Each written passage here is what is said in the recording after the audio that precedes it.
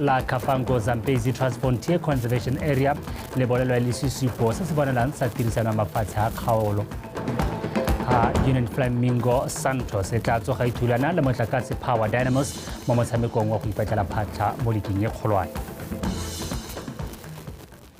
Besong ka mogela ga bodi amogele yo re nlang ka puo ya diatla ke Topo Taposa mo pegong ya ntlha Dr. Mokgweetsi Masisi o gorogile kwa Amerika go tsena ditshupo tsa maemo a kwa godimo tsa diteemane tsa JCK kwa toropong ya Las Vegas go ya ka tona wa ditswamong le kgotetso lefoko moagi lefatshe la Botswana le bone go le botlhokwa go etelelwa pele ke tautwana kwa ditshupong tsa monongwaga go busetsa tshepo mo bareking le badiri ba diteemane ka nako e mmaraka o sa robalelwang ke ditlhokwa. Re sa le foto na moagi a re ba lebile ka tlhoafalo gore jaaka dipuisano tsa theko ya DBS gareng ga Anglo-American le BHP di phuthame tsela pedi go tla tsewa efe. Anglo-American e na le diabe tsa 85% mo khampaning ya DBS fa lefatshe la Botswana lone le na le seabe sa 15% fela. Tona moagi a re lefatshe la Botswana le na le kgatlhego ya go oketsa diabe tsa lone mo khampaning ya DBS fa sebaka seo se ka bulega. Kompone ya Anglo go ntse go na le bangwe ba batla go e reka mme ga ba dumalana ba ganne kopo ya bone gararo jaaka le itse gore go na le kompone ya BHP e leng gore the biggest miner in the world e ne batla gore e reke Anglo mme kana Anglo ke motsadi wa DBS o re leng partner le ene ka jalo ga ile gore sengwe sa dira go bogolo thata yang re lebile gone gore re konatolele agreement ya rona le DBS le rona go ne ga rra gare mang ka dina le bone gore go ka kgoreletsa eng mo teng ga di khantse dintseng jana ka gore kana gore re konatelle jana go gore ke be ke banela di mine license ke di extendile jalo ga ke sena go di extenda bo fitlhelele gore go na le mongwe yanong o tsereng a rekile DBS mo ka gore go tle go na di shares tse di offloadilweng ke Anglo a gana ene a o tla tsamaya le maikelo la lefatshe la Botswana ya ka re ntse tsamaya le Anglo ke tsone dilo tse le gore le tsone tle be re ntse re kopane le batho ba go nna jalo re bona gore we align gore re ka tsena le partnera efe ga go setse go tenya we are floating these shares re kgona gore Botswana a reke bontlha bongwe kompone eo e tsene le one be re ka bontlha bongwe jo re mmogo re be re ikopantse re be re itse gore we don't have a hostile partner e leng gore o tla ba sa tsamaye le maikelo la lefatshe la Botswana ke dingwe tsa dilo tse e leng gore re tla bo re tle re ntse re di lebile ka kwano re kopana le batho ba go nna jalo gore re ya nong ga re setse re ya go nna fatshe e be le dilo tse tsotlhe tsena re di kopantse we've got timelines we've set ourselves and re ikela gore re fitlhelele ka tumalano ya DBS. Mothusa Tautona Reslam Batsogwane re nano la tshomarelo ditsa tlholego la Kavango Zambezi Transfrontier Conservation Area Kaza TFCA ke sesupo se se bonalang sa gore tirisano ya mafatshe a kgaolo eo e ka sologela molemo tlhabologo ya tikologo ga mmogo le batho ba yone fa bua kwa putegong ya baeteledipele ba kgaolo eo re tsogwane boletse fa lefatshe tshwarelo fa lefatshe la Botswana le itlamile go emano ke lenaneo leo go ya go ileng. Baeteledipele ba mafatshe a le matlhano a kgaolo ya Kaza ba ne ba kopanye go buisanya ka fa kgaolo e ka dirisang ditsatlholego tsa yone go godisa itsholelo ya one le go tlhabolola matshelo a banni fa ntsha lentswe la lefatshe la Botswana kwa putegong eo Mothusa Tautona Retsogwane o tlhalose fa lefatshe la Botswana le itlamile go dirisanya le mafatshe a go tlhomamisa gore bontle jwa kgaolo le mahuma a yone a ntsha maduo a bonalang. I commend the efforts of all involved and hope to see Kaza TFCA continue to flourish. The summit, as we have already heard from previous speakers, serves as a crucial opportunity to reaffirm commitments by partner state governments to this remarkable initiative that we have been developing since 2006, when the Memorandum of Understanding for the establishment of the TFCA was signed. To capitalize on these opportunities, Botswana has developed a national tourism strategy and master plan 2021. This plan strategically positions 4 of our 8 tourism development areas within the Gaza TFCA. Go bolelwa fa kgaolo ya Gaza e na le palo e ntsi ya ditlou lefatshe ka bophara mme se se le jwa le katlego le go supa tlhokomelo mo mafatsheng a kgaolo e fela di bui kwa phuthegong e di supa fa go tshwanetse ga dirwa sengwe ka kgotlhang ya batho le diphologolo. 57.9% of these elephants reside in Botswana, and 28.7% of them are found in Zimbabwe. They have unfortunately caused habitat degradation in these two countries and continue unabated to this day, endangering the existence of other wildlife species. They have heightened human-wildlife conflict, going into villages and farmlands, destroying property and crops, and continue to kill our people. It is in my view that all stakeholders, when we engage on matters of elephants, the story should be balanced between human and wildlife. It is important that conservation and our legacies, our heritage, are also viewed from the point of view of coexistence, natural selection issues, and I'm touching on what the Executive Secretary mentioned. We cattlemen, and again, these 5 countries, somewhat we're all cattlemen in these 5 countries. We cattlemen cow our cattle. Sometimes we have a troublesome animal, and you take it out. When you take it out, you don't bury it. The meat is eaten. The horns are used for musical instruments and other applications.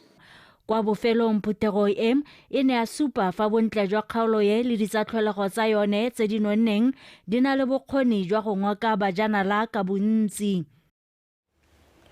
Momagadi wa Gatautona Mmene Masisi o tlhotse a kopane le magosi le baeteledipele ba kgaolo ya Kgalagadi South kwa Tsabong. Teng ko momagadi wa Gatautona wa na gatelela botlhokwa jwa tshwaragano mo go lwantsheng dikgwetlho tse di amang seemo sa itsholelo le matshelo a batho. Mme Masisi o kwa motseng wa Tsabong go nna le seabe mo mogwantong wa dikamela o tla tshwarwang ka moso ke badiretse motlhosi wa Pega. Momagadi wa Gatautona a re jaaka le motlhokomedi wa lekgotla la tsa mama o tla tsaya karolo mo mogwantong wa dikamela ngwaga le ngwaga ka maikaelelo a go thusa lekgotla leo mo dikganyeng tsa tshomarelo tikologo le go tswa ka methale e lekgotla le ka dirisang dikamela go dira letseno go tsisa ditabololo tsa sennela ruri mo metseng ya Tsabong, Maubelo le Maleshe. Le nna ne ke batla go tsenya letsogo teng ka go dikameleng ka ke tsone dikgang tsa tshomarela tikologo go sone o bua ka leuba le letona magatsegatsa a bua lone ka El Nino ga go a diragala rona hela dijo ga dio le bone maloba bo tautona ba bua ka gone mme le nna ke re ke tsenye letsogo ka go tsone tse re di abetsweng ke tlholego. Baeteledipele ba metse ba itetse le gofi go taga ga Mama Masisi mo motseng wa bone ba supile keletso ya ga moleletsa gape mo kgaolong go ta go ruta bomme magokonyana a botshelo. Re dumela gore go gata ga gago mo kgaolong ya ka kwano boammaaruri ke thuto ebile ke tlhabololo ya tlhaloganyo. Etelela setšhaba sa Botswana pele rotloetsa bomme botlhe o ba bolelele gore we should move out of our comfort zone. Re le batho ba bomme re se ka ra ipolla gore phenyo ya sengwe le sengwe le go tsenya tsankana ya sejo mo lapeng e ka tla ka rrehela. Peremaneng eno go tana le moleto wa dijo tsa maitseboa o kwa gone go tabong gape go na le thekiso ya palabalo ya go reka dithata tsa go nna le kamela sebaka sa ngwaga. Go sologetswe gore dipoelo tsa palabalo eo le tsone di dirisiwe go tlhokomela dikamela tseo. Ke badiretse motlhosi BTV News Tsabong. Mokwaledi mogolo wa lekgotla la SADC Rre Elias Magosi a re go botlhokwa gore maloko a lekgotla la tshomarelo di tsa tlholego la Gaza a sireletse dikeletso tsa kgaolo ya SADC le go sekegela matshelo a batho ba ba nnang mo mahelong a bojanala. O buile se kwa phuthegong ya botautona ba mafatshe a lekgotla la Gaza gompieno a tlhalosa fa dikgoreletsi tse di tsweletseng mo go tsa papadisano ya diphologolo kwa mebarakeng ya mafatshe a sele le lekgotla la CITES di ba kgaolo ya Gaza ka Hamosing le banni ba lone ba kwala maungo a ditsa tlholego tsa bone o kgothaditse maloko a Gaza go batla ditsela tse ba ka gwebang ka diphologolo tsa bone. Increased wildlife trade restrictions at the international market and at CITES penalize and undermine Gaza's success in conserving its wildlife and protecting its human population, thereby depriving this region of the critical revenue for sustainable wildlife conservation and enhanced livelihoods for our local communities. Our key message to the world today during this summit is that we must all find workable solutions for all affected, not just wildlife only. We must promote innovative and sustainable wildlife-based value chains to optimize the use of wildlife resources for improved livelihood of SADC citizens and to contribute to socio-economic development. We've managed to grow our wildlife populations substantially. We should never allow those with dubious agendas to dictate the way we manage and utilize our own God-given resources, as well as the conservation models we deploy within our own jurisdictions among ourselves. In this context, we need a common voice in defending our conservation policies, our people, and our sovereignty. The upcoming international engagements, such as the CITES 20th Conference of Parties, COP20 in 2025, should provide a platform to defend our policies and values in our region. I therefore call upon ourselves as partner countries to allocate adequate human and financial resources in order to attain the goals and objectives of Kavango-Zambezi Trans-Frontier Conservation Area. I believe that through concerted efforts, we will strengthen the Kavango-Zambezi Trans-Frontier Conservation Area initiative and ensure it yields fruitful impact and result for many years. Le kana la Special Economic Zone Authority le rulaganya moletlo wa Kabodietsele go lemoga seabe sa dikhamphani tse di tsweletseng ka go godisa mahama wa dikgwebo mo lefatsheng leno ka go ntsha dithoto le ditirelo tsa boleng jo bo kwa godimo. Mongwe wa barulaganyi ba moletlo o Meneo Gaufiwa a re ba dumela fa seo se tla rotloetsa dikhamphani tse di farologaneng go bereka ka natla go ntsha maduo a eletsegang go godisa itsholelo ya lefatshe la Botswana. O buile seo kwa phuthegong ya babegedikgang mono ga borone a rutlepego ka tsholofelo Tombali. Moletlo o wa Kabodietsele wa Botswana Business Awards ke wa ntlha go tshegediwa ke lekalana la SEZA. Barulaganyi ba one ba re go maleba gore dikhamphani tse di nnang le seabe se se bonala mo kgolong ya mehamo wa kgwebo di tlhotlhomadiwe ka ditsela tse di farologaneng gore di nne sekao mo go tse dingwe. A lot of times we find that a lot of people go out. Bontsi jwa nako batho ba ya kwa mafatsheng a sele go ya go tsaya maleba mo dikhamphani le makalana a farologaneng go ithuta ditsela tse di botoka tsa go dira kgwebo. Mme fa o kile wa dira kgwebo mo Botswana o tla itse gore go na le dilo tse dintsi tse di molemo tse di diregang mo lefatsheng la rona di akaretsa ditlhamo tse dišwa. Pharologanyo e teng ke gore ga re ipaakanye sentle le go ithekisa mo go ba ba kgatlhegelang go dira kgwebo le rona mo go kgotsofatsang gore ba itse se se diragala mo Botswana mo mehameng wa kgwebo ka botlalo. Ka jalo re ne re akanya gore ka gona le batho ba ba dirang dilo tse dintle ruri ba tshwanelwa ke go akgolwa.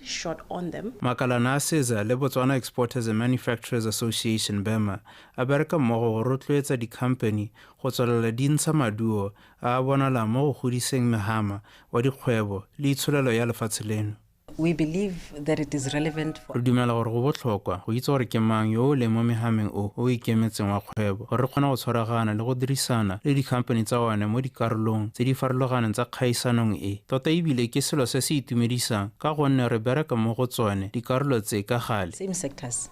that are the categories in the awards. We believe that especially for our products and services,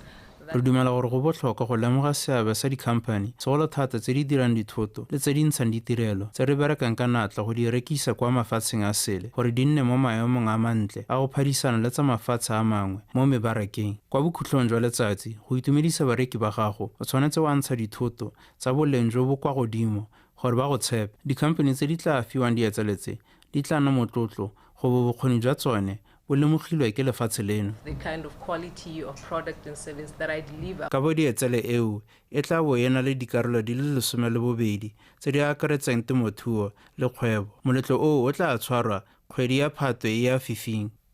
Tsholofelo Tombali, Botswana Television, Gaborone.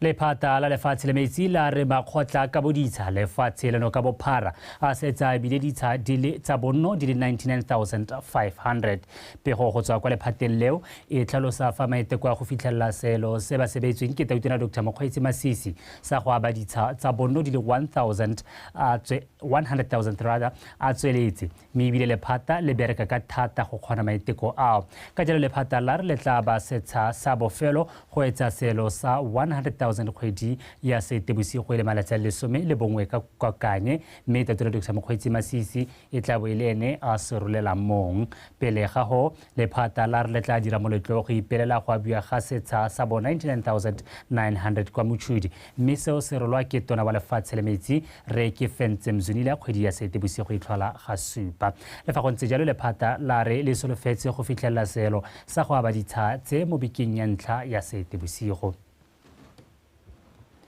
Ha re tswelela mookamedi wa Botswana Lulu Rasebotsa o tlhalositse fana le maikaelelo a go tokafatsa maduo mo ngwageng tse 5 tse di latelang. Rasebotsa o tlhalositse fa ba amogetse maduo a gore Botswana e lebagane ke kgwetlho ya tlhaelo ya difofane le go diega ga difofane go goroga kwa mafelong a boetelo. A rutlwe Mpho ke leboge. Mogolwane wa Botswana Lulu Rasebotsa o tlhalositse fa go se motlhofo go etelela pele kgwebo ya metsamao ya difofane bogolo jang ka bana le palo e kwa tlase ya difofane. A re seo se baka tiego ya motsamao ya difofane mo mafelong a farologaneng. Le fa go ntse jalo a re ba itlamile go tokafatsa seemo seo ka bane ba tsena mo ithutong ya go tokafatsa maduo mo tirong. On a refleet. I'm glad to say we have identified 3 aircraft, 3 fully paid for on the market for the 4th. And you'll be very glad to know that all 4 are going to be Embraer jets. ATR remains, it will remain a part of the fleet. But I think the intention difofane tsa o ka bone di tla thusa go tokafatsa ditirelo tsa rona mme ebile di thabe le mebereko. We are creating employment, especially for crew and being cabin crew and crew in the deck being your pilots. It's an opportunity for us to train. Ntwa ya Ukraine le Russia e bakile koketsego ya ditlhwatlhwa tsa leokwane. Rasebotsa o tlhalositse fa dikgwebo tsa metsamao ya difofane le tsone di amegile fela thata. Although in some instances I can talk about dikgwetlho tse dingwe tse di re lebaneng ga di mo taolong ya rona. Di tshwana le ntwa ya mafatshe a Russia le ya Ukraine e bakileng koketsego ya tlhwatlhwa ya leokwane la difofane go menagane. Extremely expensive. Rasebotsa a re o dumela fa tiego ya difofane e tla rarabologa morago ga go okediwa ga difofane ko Botswana. Mpho ke leboge, Botswana Television, Gaborone.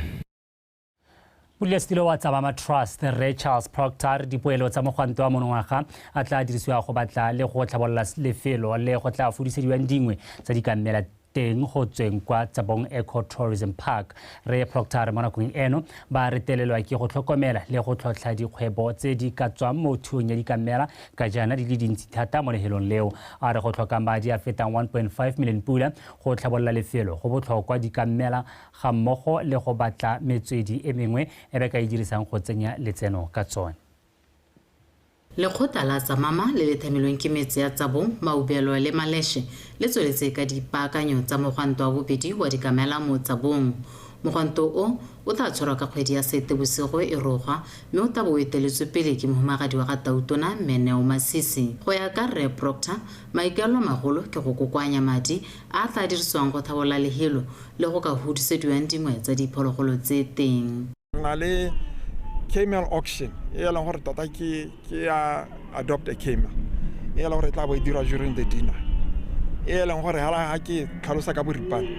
e tla be le hala gore re tsise dipalo tsa dikamela tse re batlang di auctioniwa ha o e wina maikalo a rona ke gore o bo e talina to start with o bo e talina ona le tsona gore o nna o tla go e dirisa throughout the year. Lehelo le la 3,200 hectares le tshwanetse go tsenya dikamela di le 105 mme mo nakong eno le na le dikamela di heta 500 le dipitse tsa naga di le 55. Se se raya gore jaanong le imelwa ke palo ya diphologolo mme seo sa mathata tlhokomelo ya tsone le gore di kgone go tswela lekgotla le mosola. Go di fida go a tura mme ke nngwe ya kgotlo tse ditona tota tse re lebaganeng le tsone. So hala go ngwa boikuelo bone re ka bodira ine le hala gore re thusiwe go bona lehelo le ka gore tota hala ke lone le so far le re bona gore le ka na solution dzine e recommendile culling ke go bola ka dipalo tse di go godimo ile tota go addressa situation, but we cannot do that because to start with hala ga gona market o established wana makamme, so ha re di bola ra go isa ka ena. Tsholohelo ya lekgotla la tsa mama ke go bona lehatshe le ba ka hokoletsang dikamela tse dingwe teng. Lehelo le re reng ra le batlale ra go dira kgwebo ya nama le mashaka mmela. Mashaka mmela ana le dio tse dintsi di tswa machine tse di tshwanang le bo yogurt bo cheese le one ka bone hela a kgona go dira bo madila, so there is a lot that we can make out of that. Le nama a teng hala ka gore tota ya ratiwa. The intention is to even export all these products. Mo godimo ga mo lekgotla la tsa mama le lekalana la Botswana Tourism Organization ba mo dipuisanong tsa go oketsa tumalano ya bone gore ba kgona go bona dipoelo go tswa mo Tsabong Eco Tourism Park le diphologolo tse. Ke ba diretse Motlosi, BTV News, Tsabong.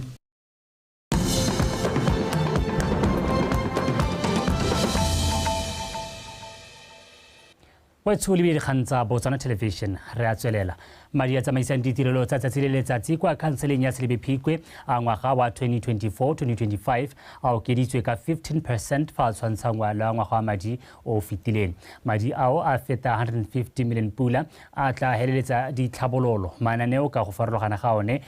a neng a saletse kwa morago la masha. Se se bile ke ratoropo Re Luka Modimana a buisa phuthego ya kansele kwa Selebephikwe. Mammuisi Siska wa Bega. Ngwaga o fetileng kansela Selebephikwe e abetswe madi a hetang 150 million pula e la ditirelo tsa tsatsi le letsatsi mme ga ka a lekana go wetsa ditiro ka bontsi. Ka madi a ngwaga ono wa madi kansela na le tsholohelo ya go wetsa melatsa le go tsweledisa mananeo a masha a ngwaga ono. Lengwe la mananeo a boneng le mme le le botoka ke la ipelegeng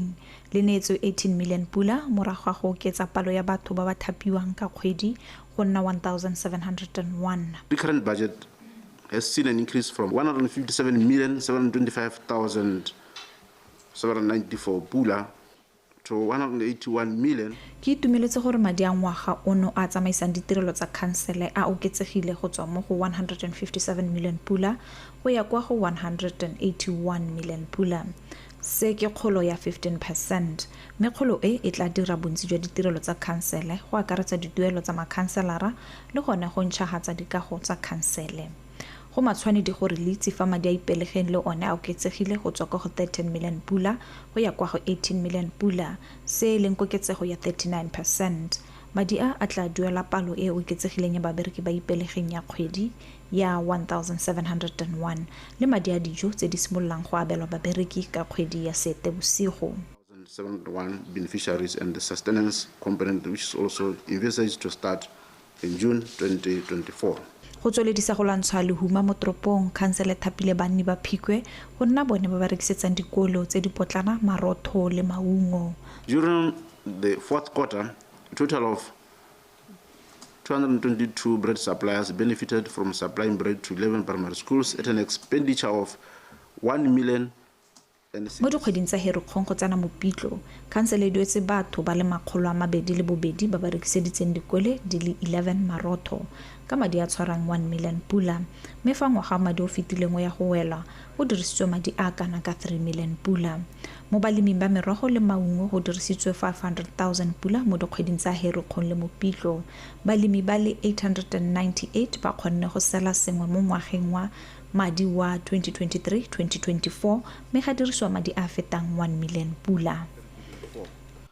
Cumulative expenditure to date stands at 1,736,174 pula 50 thebe. Mo go tse dingwe dipalo tsa borukutli mo toropong di wetse tlase ka 8% mo dikgweding tsa Ferikgong go tsana ka ya Mopitlwe. Ngogola ka yone nako e go ne go setse go begilwe dikgang di le 224. Mamusi Siska, BTV News, Silebe Phikwe. Batswana ba rotloeditswe go tsa tiro ya go kapa ditshwantsho tsia ka ena le bokgoni jwa go fetola matshelo a bone fa bua kwa tshimolodisong ya ditshupo tsa ditshwantsho tse di supang bontle jwa Botswana kwa Maung. Moeteledipele wa khamphani ya Vixen Excursions mme Tshepo Phokoje o supile fa go kapa ditshwantsho go fa Batswana sebaka sa go nna bone bathami le baboledi ba dipolelo tsa gore bone ke bomang le setšhaba. Mme Phokoje o itemogetse bokgoni le lerato la gagwe la go kapa ditshwantsho ka nako ya segatšetša sa COVID-19 ga a ne a bapatsa ditshwantsho tsa gagwe mo maranyaneng mme sa kgatlhegelwa ka dipalo tse di kwa godimo. Ga e sa le nako eo ga e sa ipone tsapa mme a simolola leeto la gagwe le tiro ya go kapa ditshwantsho. Mme Phokoje o ntse a nna a dira ditshupo tsa ditshwantsho a le nosi ka maikaelelo a go supa bontle jwa ditso le ditlholego tsa lefatshe leno. Monongwaga o laleditse ba kapa ditshwantsho ba bangwe go tla go supa tiro ya bone le gone go itirela leina mo mogameng o. So many photographers, if you are asking about them, they really don't also treat photography like it can be a full-time career. So for this year I decided that I'll do a national competition where it was where we were inviting anybody that is Bakapi ba ditshwantsho ba le bantsi ga ba tseye tiro e le tiro ya sennela ruri. Ke ka mo monongwaga ke tsere ntshotso ya gore go ne le dikgaisano tse di buletsweng Batswana botlhe go simolola ka dingwaga tse 18 go tla go supa bokgoni jwa bone ka ditshwantsho tse di supang bontle jwa lefatshe la Botswana. Re kopile gore ba supe ngwao ya rona, lefatshe le mebila ya rona. Re akareleditse gape le ditsatlholego, diphologolo le dinonyane. Bafenyi ke bone ba re nang le bone gompieno. And then when the competition ended, the final part was that anybody that is participating and would be successful would be able to be part of this exhibition. Me Phokoje a re se ke sebaka sa gore Batswana ba ipolele gore ke bomang ka ditshwantsho tsa bone. As Batswana, a lot of times we're not in the forefront of telling our own stories, and we re le Batswana ga se gantsi re di goga kwa pele go bolela gore re bomang mme re na le go le gontsi mo re ka go buang kana re go supegetsa ditšhaba. Maikaelelo a ditshupegetso tse ke go gwetlha botlhe gore go tswa fa go ya pele a ine rona re bolelang re bo re supa gore re bomang. Ke rata le lemoge gore bomolemo jwa ditshwantsho ke gore di re gopotsa sentle kwa re tswang teng di sa tlogele sepe kwa ntle. And we can keep the memories alive through photography. I started photography about 6 months ago when I got my camera, and learning, I would say ke simolotse tiro e dikgwedi di le 6 tse di fetileng ke sena go reka camera ya me. Ke ithutile tiro e mo maranyaneng a YouTube. Mo nakong ya gompieno ke ka re dilo di tsamaya sentle gore ke bo ke le fa gompieno go ntshupegetsa gore ke mo tseleng ke dira sentle. It shows me, it's a confirmation for myself that I am going somewhere. There's something that I'm doing right. Tiro ya go kapa ditshwantsho ke nngwe ya ditiro tse leng gore fa di ka fiwa sebaka itsholelo ya mohama wa bojanala e ka ikaega ka tsone. Puso e tsweletse ka go rotloetsa Batswana go tsaya karolo mo mohameng wa bojanala mo lefatsheng leno. Maranyane Samakata, BTV News, Maung. Moitseanape yo o tlhokometseng go dirwa ga tsela e golaganyang motse wa Motopi le wa Makalamabedi re Mosupi mo ile a re tiro eo e tsweletse sentle fa e sale ya abelwa kontraka ka kgwedi ya Tlhakole monongwaga. Re mo ile o buile se jaaka boeteledipele jwa lephata la ditsela le khansele ya Boteti bone bo ile go lekola tsela eo. Se ba itseng Tebogo wa bega go dirwa ga tsela e ya Motopi Makalamabedi e ta tshelwa se konektere go tsisa boitumelo mo banneng ba metse eo ka eta ba theogaletsa mesepele ka e ne tshwenya segolo thata ka nako tsa dipula ka e dirilwe ka mmu wa lekgarapa. Mo nakong eno khamphane e abetsweng tiro eo e simolotse go gopa ga tsela e tla dirwang teng. Project is around 264 million. It's so far mo kgweding ya boraro bontsi ya tiro e diragalang ga rake establishment ya ka se le bone mo saeteng ana santse le tsena mo motselisi le itse gore mo lelago go bona kae dio se di tshwana bo metsi jana ga re go simolo go le tsome gore la go bona metsi kae la go nne le ntse le na le sedile gore ngwe le ka bona kae ga re le simolo le tsome tsodi tsone tseo dio se di tshwana bo maroko. Dingwe tsa dikgang tse di amang go dira ga tsela eo ke go hodisiwa ga dijarata ka jalo malapa ta amegang a setse a simolotse go duela phimolo dikeledi. So far ba ne ba bereketse go pele ba ne ba se ba dirile di assessment so ile a re simolola contract volunteer gore ba ta duela gore process teng ne boeo so far go setse go duetswe bontsi ja batho ba ile gore ba amega mme ibile le bona batho bona ba re se ba kopile gore ba hodise defense ha ile gore ba sentse ba sutise teng so far bontsi tota ba setse ba sutisitse so ka re ga rena di challenge di kalokalo ka go so le bona ba hutia mo re sa mo gona mangwe ke a nana le bemba one le bona ba setse ba duetswe. Go akiwa ga diofisi le matlo a boroko jwa bodiredi go tsweletse mme ibile go setse go thametse banni ba metsi o mebereko. Ile re se ka re bona gore ha gongwe mantu a twelesegileng go dirisiwa mo constructioneng a bilwa go di prefab ke mantu a reng gore ga sa senna la ruri mme ha o tshwantsha madi a tele madi a go aga ka stena ha ngwe o ithala gore ga go nne le pharologanyo e kalokalo so re go opta gore go botoka gongwe re dirise stena ka re sone ke senna la ruri sa bobedi o create employment yone tiro ya go dira di prefab tseo kana gore a gore e ka bone e dirile go le haselelo di prefab tseo di tswa teng but mme mo bogompieno yana bo itse le gore yaanong batho ba ne le ba bona gale we got more than 70 people ba lengwe ba bereka gale ke batho ba leng gore a ne re isa di prefab go ka bona le batho ba le 10 so go offer employment go tswa go kana tswe ditena tse gore a di reka you create a business for brick suppliers, you create business for sand suppliers, hela jalo. Tiro e abetswe khamphane ya Benga ya Estate Construction go sologetse gore e tseye sebaka sa dikgwedi tse di 12 go wetswa. Sebaetseng Tebogo, Botswana Television, Motopi. Tona wa dikgaolo le tlhabololo magae re kgotla utlwetse o roletse banni ba motse wa Motopi kwa kgaolong ya botlhophi ya Tati Botlhaba lobo la kgotla le laagilweng ke a lenaneo la madi a ditlhabololo a ofisi ya mopalamente gareng ga ba ba neng ba patile tona go rola semmuso dikago tseo ke mopalamente wa kgaolo ya Tati Botlhaba Dr. Douglas Roselathebe yo gape e leng tona wa thuto le tlhabololo dikitso Bethany Mando. Motse wa Matopi mo kgaolo ya botlhophi ya Tati East o gaufi thata le molelwane wa Botswana le Zimbabwe ha Matseloje mme ebile o thomamisitswe go nna motse o nang le kgose e le lanta ka ngwaga wa 2009 jaaka motse o santse o hathoga o saletse kwa morago ka dithabololo mme go agiwa ga leobole ke kgatelo pele e ta hathosang tebego ya motse le gone go nna ha banni ba rerang dikgang tsa dithabololo teng mme ha o tsena mo motseng o boithalalo bo le tshwana le agilwe ka madi one a ke sa tswang go bua gore ke madi a taolo a one le mo parlamenteng ha o tsena mo motseng o tshwana leo o bo hithela ka go e tshwana le e tsamaelana le tse dingwe tse ke di bonye mo motseng ono wa kgaolo ya Bokoni Bothaba o utlwa pelo ya gago e nna maruseruse ka gore selo sa ntlha se go neela sekao sa gore mo motseng o go na le komiti ya dithabololo VDC e na le tebelo pele go na le mokhanselara yo na le tebelo pele go na le mopalamente wa tlhwatlhwa go na le kgosi e na le boikarabelo ka gore bone batho ba bane ba ke bone bora dithabololo ba motse re na nna ha tsara dumalana gore madi a re ahiwa constituency fund ena ane tona bua ka one ahiwa 10 million o hiwa constituency yote mme rona re le mo Matopi le ba Matseloji re bidwa go te award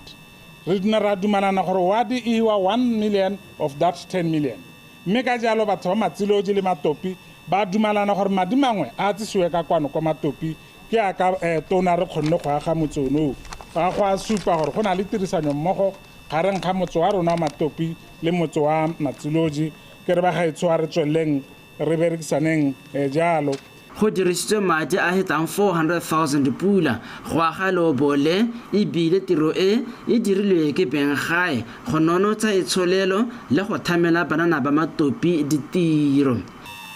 mme bile ke le bonye gore ke leobole la agegileng mme kana go saletse rona ba Matopi jaanong go le tlhokomela go saletse bagolo le bana mo metseng e mengwe re go sena go dirwa ka go ente tshwana le e re ka moso hauta o bo ithala ga gongwe go thubiwa mme kana batho ba dirang jalo ke bana ba rona a e re yo bona motho a dira dilo tse dintseng jalo a ska mmipa lentswa tiro e ne e le go ipelela go bulwa ga leobo kgosi tshimologo toteng o ikwela mo go tona ka dikgang tse di sa ba robatseng ke tsatsi la monate la go bula shelterae mme tse dingwe ga o le mogolo o goroga mo motseng di a re go lekudise mme mmare gore lekudise re ra gore go ga bana ba go bana ba irile tiro ba council botsadi jaaka bo bona ga bontsi ja bona bana ba hile gone go na le thulaganyo ya nyeletso ba hilwe dipudi mme ka nako ya ga re bua yana tota batho ba re bapile le mololwane tona re mo bothateng dipudi tseo ga diyo mme di ya gaetsho mogolo ko re malome ka tona a utlwetseng o ne a tshepisa banne ba motse o fa go tla agiwa diofisi tsa kgotla ka jaana go diragetse phoso gore di bo di tsa agiwa mo godimo ga mo o thomamisitse gape fa tsela e goleganya motse wa bone le Matsiloji e tsentswe mo lenaneong la go dirwa Bethany Manto BTV News Matopi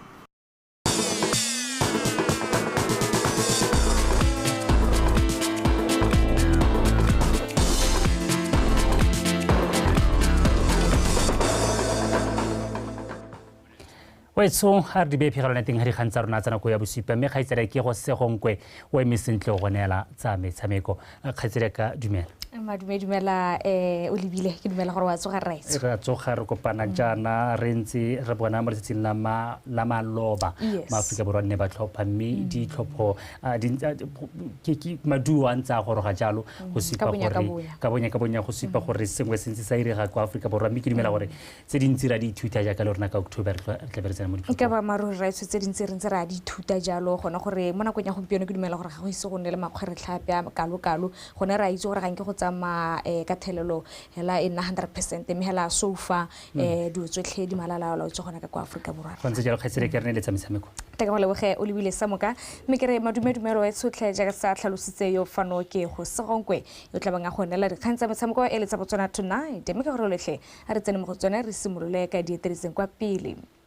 mokatiso setlhopha sa bomesa Western Dynamites go tswa kwa Maung Re Zibochwa Gangangwane a re maikelo la bone jaaka ba le ba kwa dikgaisonong tsa Diamond Training Company Botswana ke go tswelela ba nosa dino le go fenya metshameko ya bone yotlhe Western Dynamites ba fetetse kwa morago tota ba fetetse go morago go fenya bosimega jwa kgaolo ya Nghabe kwa ba fentseng ditlhopha tsa Etsa Green Stars le sa The Lords go tswa kwa Shakawe Anthony Thobogang o go tshwaretse dintlha morago ga go garaswanya setlhopha sa Etsa Green Stars ka dino di le 21 go lefela le go keteka sa The Lords ka tse 5 go lefela setlhopha sa Western Dynamites se netefatsa fa sa go emela kgaolo ya Nghabe mo kgaisanong ya ditlhopha tsa bomme tsa kgaolo ya Bokone kana Northern Block kwa go tla bogolelwa phata ya go fetela kwa makgaolakganyeng a league ya Diamond Trading Company Botswana kampa ya Dynamite e supile fa ikatiso e le a maemo a kwa godimo ebile batshameki ba sena dikgobalo tse di ka gomagometsang maikemisetso a bona. Of course ipankanyo ya rona tota ke lore e go godimo jaaka gongwe le balatedi le bone bate gone go ta go lebela training ya rona ke duma re kampa ya misinte a gona di injury dipe a gona ope yo lore wa o kotase the standard of training is very, very high intensive training. Elore, ke dumela gore ga ko pele re ka go fenya. Setlhopha sa Western Dynamite ha se la ntlha se tabo se ya ko legatong la dibloko. Ke tsa ke re experience ya rona ya last year ke legato le le dingalonyana mme ke tsa ke re mo nako ya gompieno ipaakanyo ya rona re ipaakanyela mo go thahetseng from diphoso tse re di dirileng maloba ka di layoffs.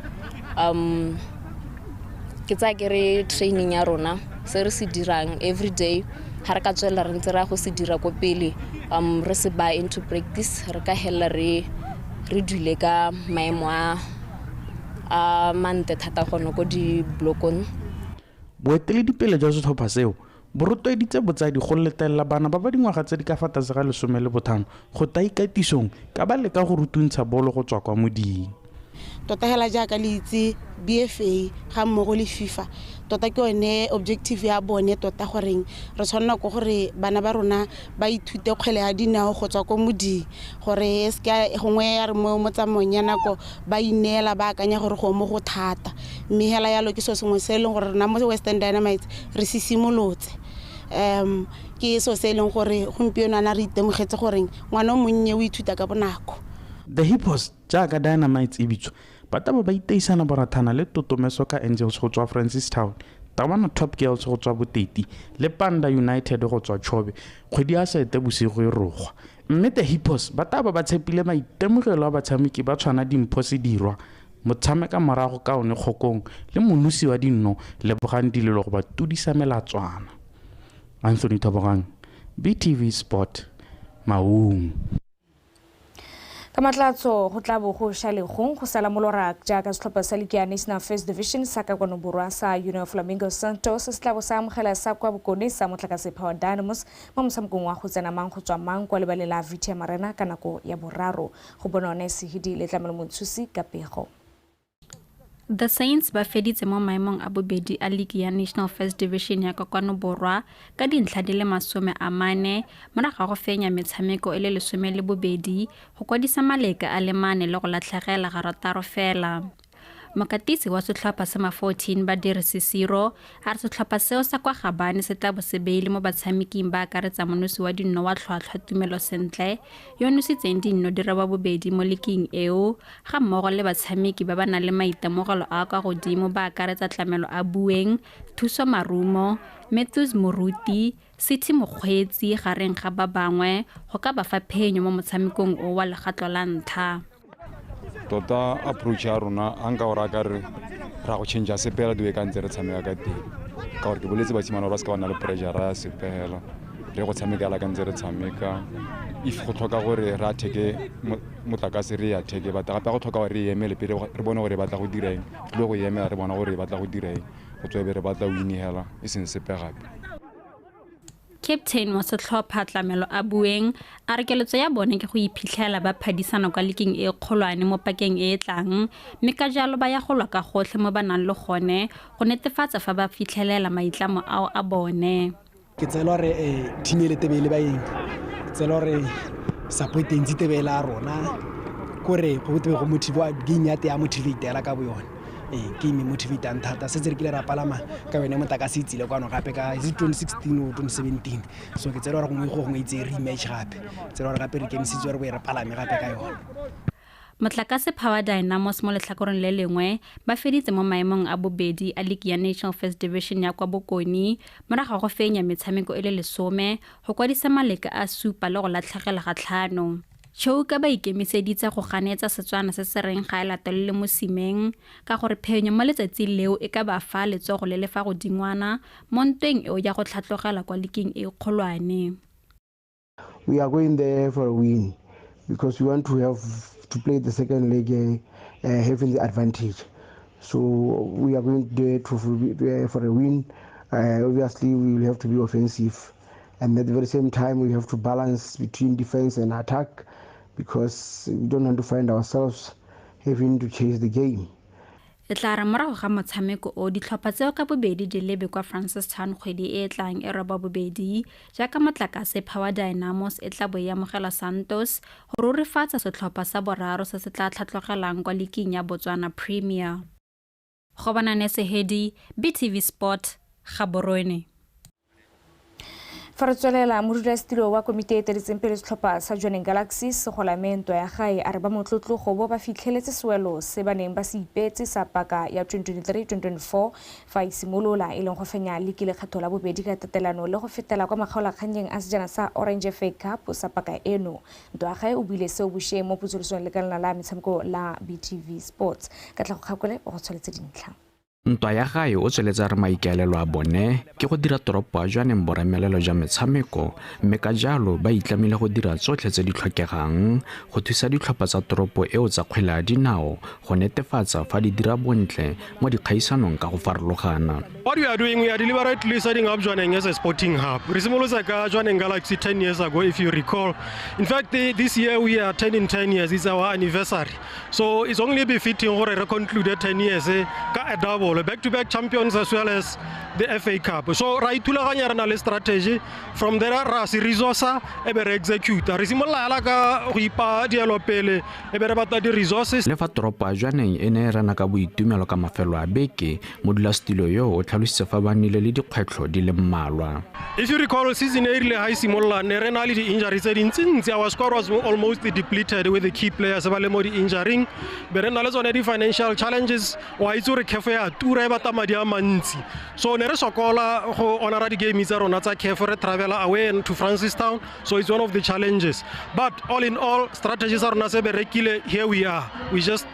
back-to-back champions. Le ga Saripala di na le dijaanong ba ya go thulana le setlhopha sa Orapa United mo motshamekong wa makgaolakgang a Orange FA Cup kgwedi e tlang mme ba tla boela mabaleng ka paka ya 2024-2025 kwa ba tla bong ba tshameka metshameko ya ligi le a kgaisano ya CAF Champions League. Katlego Kgakole, BTV Sport, Jwaneng. Fratsana mo go tsa motshameko wa di-darts setlhopha sa BDFA se parimotse sa Police A ka 4018 go tlhatlogela kwa setlhoeng sa loko ka dintlha tse 21 mo motshamekong wa di-darts wa leki ya ka kwano borwa o neng wa tshamekelwa kwa SSKB Maabane. Victoria Duncan o go tsweletse dintlha.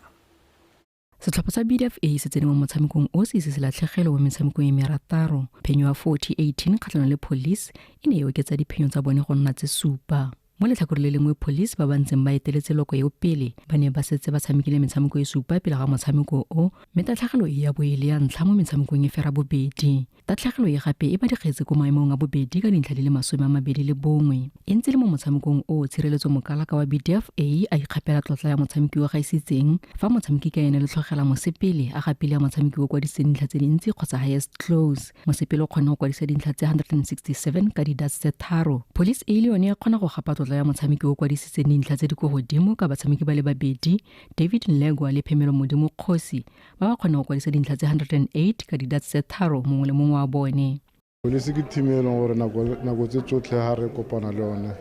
ra itse gore ke team e masheki ke yone team e leng gore na mo leaking tota o itlhela re lwa le yone mo e leng gore ga ra go tshameka le yone re tshwanetse ra be re ipaakantsela thata re be re soletse gore e ka re ja re ka e ja yaanong yo fela gompieno erile ga re tsena mo motshamekong ne re sologetse gore e ka tla e le thata yaka re itse gore e ntse yang mme fela mo gompieno re itlhetse seemo sa yone se sa tshwane le nako tsotlhe. Game ya gompieno tota margin o re iteilweng ka one ga se one sentle tota fela BDF ga ya re tshwanela gore ita ka margin o kana wa 40-18 hela ka gore ka go ntseng ka teng gore gore player e nngwe a rona e a lwala so ke sone o bona gompieno ko re lositse ka bokete o bokana. Ke tsaya gore second round e tshwanetse gore e be setlhopha sa rona se siame sentle player tsa rona di tswegile tsotlhe re tla kopana le yone mme ke soletsa gore phenyo ya go nna teng. Mo madong a mangwe Bank of Botswana e fentse Buwan ka 29-26 metshameko e tswelela gape ka matlhatso kwa SSKB le SSG Mess jaaka tikologo ya ntlha ya liki eo e tla bo ya boikhutsong sebaka sa beke. Victoria Duncan, BTV Sport, Mogoditshane. a jaanong re digarile ka tsa motshameko wa bolotloa moeteledipele wa lekgotla la Botswana Netball Association o kemetseng pudi a re ba tsere tshwetso ya go tlosolosa makgaolakgang a leke ya Lucara Netball dateng ya mabaka a go tlhoka go ipaakanya sentle makgaolakgang ao a na rulaganyeditswe go simolola mafelo ano a beke kwa Orapa le diapoloko ka pego. Makgaolakgang ao a ligi ya Lucara Netball a na rulaganyeditswe go tshwarwa mafelo ano a beke. What brought about the postponement is that se se bakileng gore tse tshwetso ya go tlosolosa makgaolakgang a rona ke gore go tswa mo kopanong jwa rona le ba rotloetse Lucara Botswana re ra itemogela gore re santse re saletse ko morago mo ipaakanyong mme ra dumelana gore re tla tshegetsa makgaolakgang ao ka kgwedi ya Phukwi. Hence we mutually agreed with the sponsor to postpone the games to the 4th of July. Moeteledipele wa lekgotla leo o nkemetseng pudi a re morago ga seo ba ne ba ikopanya le ba rotloetsi ba kgaisano eo Lucara go bona gore ba ka rarabolla mathata ao jang. Our sponsor was a bit cagey that there were quite a number of things that she was not happy about.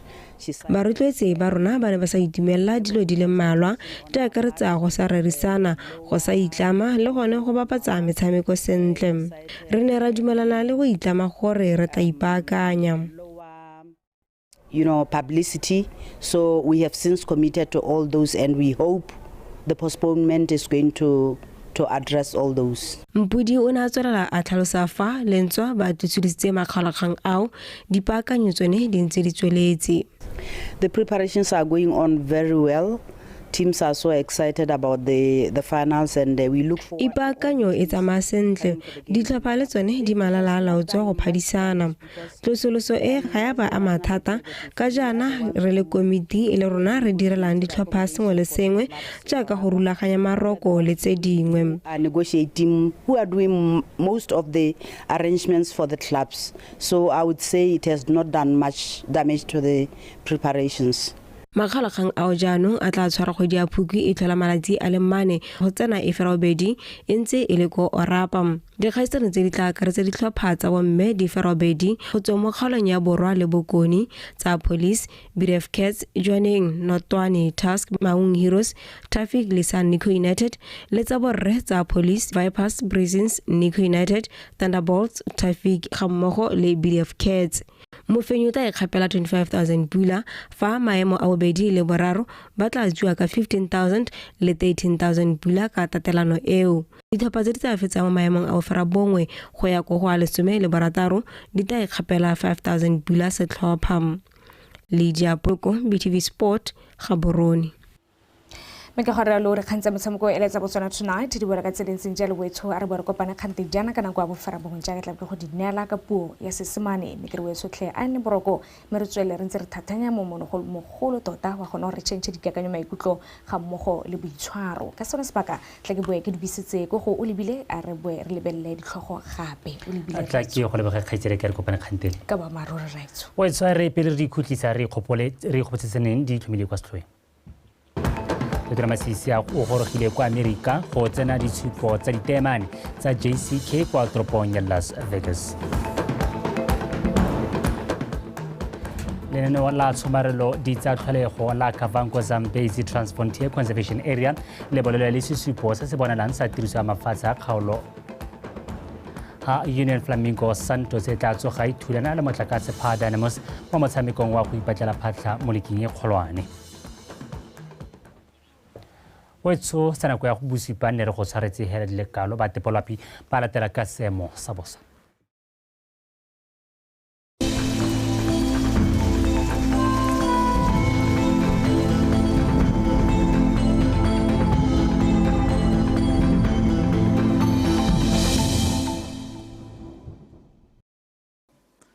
Betsu madume amgala se mosolo ya pele tshediwa ke Samuel Ramotonto sonto solo ya pisana kwa gompeni se supa go go apogile mo mafelong ka bontsi a lefatsheng go bona dibata tsa maro di sikanyana hela mo mafelong mangwe a go borwa jwa kgaolo ya kgalagadi mo gola ka mosogone so tsere go thibe ka bontha bongwe go gantsi kgalagadi borwa go tlhaba khatleng le kweneng ga dikgalo tsa legare bokone mo thaba tshobeleng ha be gone go ta bonala dibata tsa maro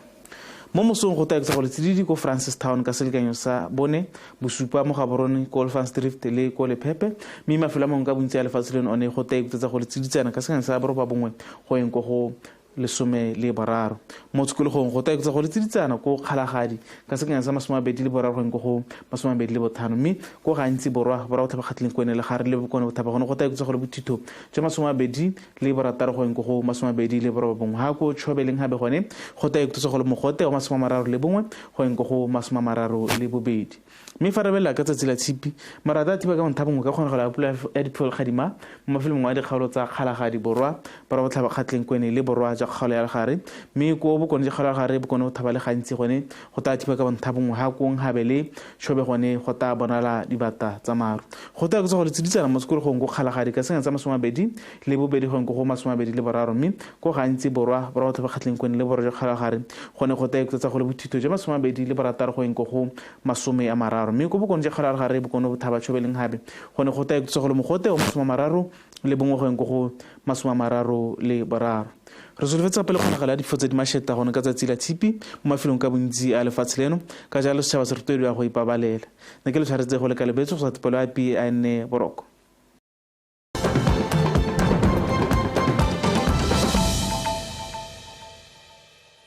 Wetso ra tswelela modulasetulo wa tsa Mama Trust Ray Charles Proctor a re dipoelo tsa mogwanto wa monongwaga wa go kwanya madi a tshetsang dikamela di tla dirisiwa go batla le go tlhabolola lefelo le go tla fudisediwang dingwe tsa dikamela tseo teng go tswa kwa Tsabong Ecotourism Park. Re Proctor mo nakong eno ba retelelwa ke go tlhokomela le go tlhotlha dikgwebo tse di ka tswang mo thong ya kamela ka jana di le dintsi thata mo lefelong leo mogwanto o tla nna ka moso gone kwa Tsabong mme ebile mo rotloetse mogolo wa one e le mohumagadi wa Gatautona Meneo Masisi.